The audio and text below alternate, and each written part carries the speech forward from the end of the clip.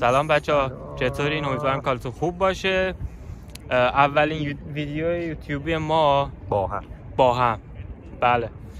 واسه اونایی که ما رو نمیشناسن، من دانشجوی پرستاری سال اول هستم و احمد، منم داروسازی میخونم شمال ایتالیا، یعنی تو جنوا، یه شهر ساحلیه خیلی خوبه.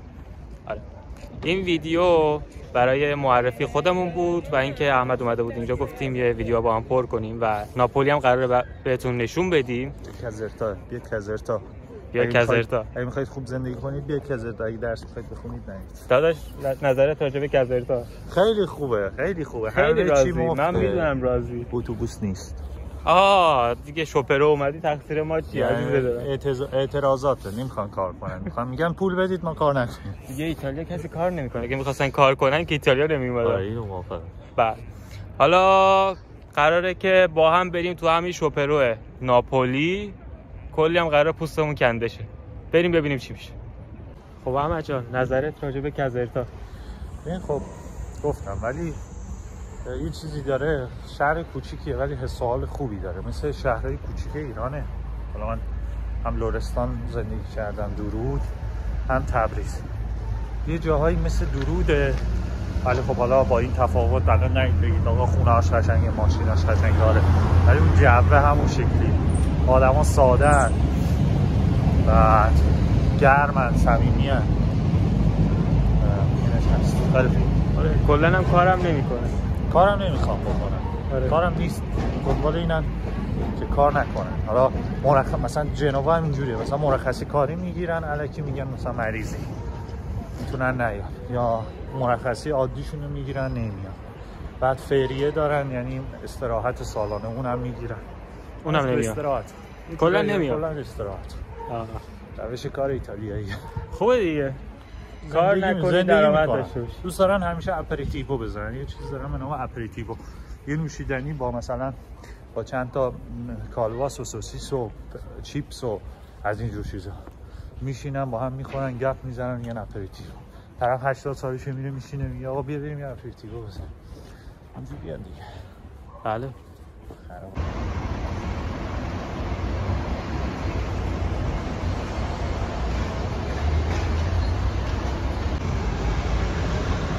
A Genova con treno.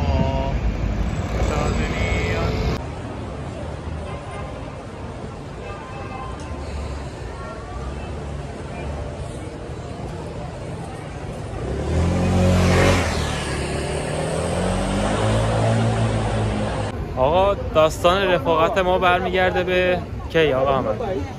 اینا رو ول کن، با دارن جردن میفروشن کنار خیابون. جردن رو ولش کن. ما دانشگاه. آره 2 سال و نیم پیش هم کلاس بودیم با هم. بعد 2 سال.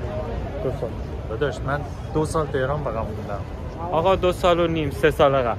4 سال پیش. بکنش 4 سال ناراحت نشم بچه‌ها. بعد احمد از اون افرادی بود که اون موقع به من گفت که پاشو بیا ایتالیا و من حقیقتا از طریق احمد ایتالیا رو شناختم و پا شدم اومدم. بعد کشید اون موقع به من میگفت که سپر یه روزی تو ایتالیا با هم تو همین خیابونه راه میریم. بعد ما هم تازه زبانو شروع کردیم، هنوز عشق و حال اول مهاجرت که چی قراره بشه، چه جوری قراره پیش بره. خب بعد 4 سال به قول شما رسیدیم اینجا با احمد و الان داریم راه میریم. دقیقاً. بعد خورد اتفاقاتی پیش رفت و من با کورس پرستاری آشنا شدم توی ایتالیا. یعنی کلا این کورسه خیلی کورس جدیدیه، خیلی وقت نیست که، کلا 3-4 ساله که برگزار میشه. حتی خیلی هم ازش مطلع نیستن. با هم مثلا بچه‌ها این کورسن که آقا ما که ایتالیا پرستاری هم داره و هدف اصلی کلا این یوتیوبی که من دارم میسازم اینه که بچه‌ها هم بدونن، چون گاهی میبینم که یه سری از شرکت‌های مهاجرتی تو گروه‌ها هستن، بعد اطلاع دارن کسی هم تو یوتیوب نمیذاره، بعد میان مثلا 1000 تا 2000 تا از بچه‌ها پول میگیرن که بفرستن پرستاری. وقتی که اطلاع رسانی بشه خب همه میتونن بیان شرکت کنن، چرا پرستاری خالی بمونه. امسالی که ما اومدیم 10 تا صندلی خالی بود کلا واسه پرستاری، فقط 5 نفر شرکت کردن. 5 تا صندلی خالی داشتیم. نه فقط تو اینجا چند تا دانشگاه دیگه هم هست که میذارم براتون چجوریه.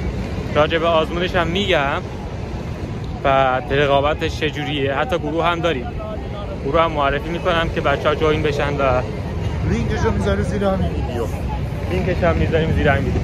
احمد خودش هم یوتیوب داره، بعد خیلی وقت فعالم هست و راجع به جنوا و داروسازی و اینا ویدیو ساخته. اگه علاقه‌مند به تحصیل به داروسازی هستی، یوتیوب احمد.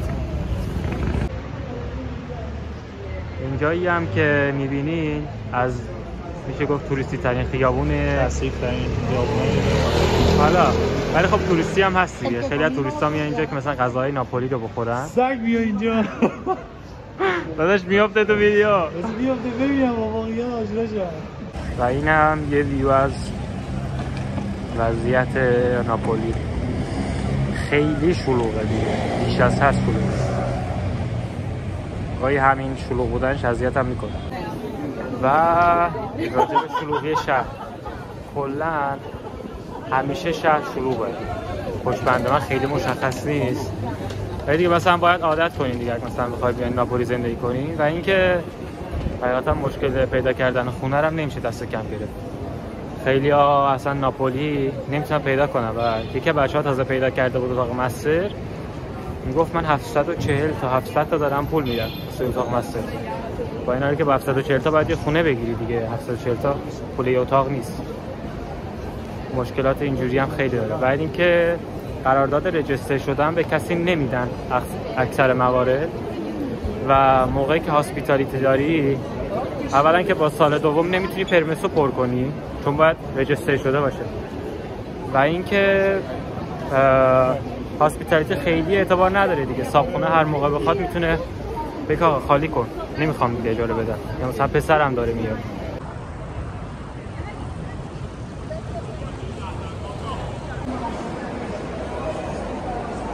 اینم مجتمع گالریا ناپولی. البته ظاهرا اینجا رو کپی کردن، اصلیش میلانه.